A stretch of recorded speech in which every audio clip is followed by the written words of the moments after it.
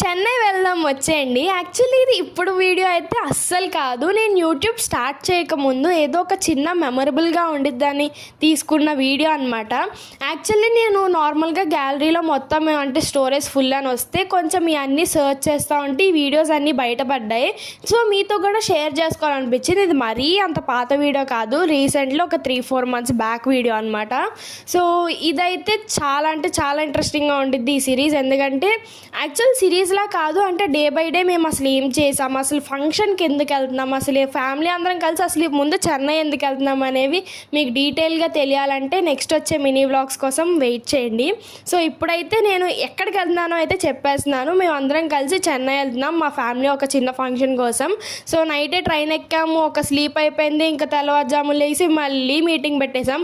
Family అందరూ కలిస్తే ఈ ముచ్చట్లు ఈ గాసిప్స్ అసలు మామూలుగా ఉండదు కదా. సో ఇంకా మార్నింగే లేచాం కదా, కొంచెం అలా మత్తుగా ఉంది.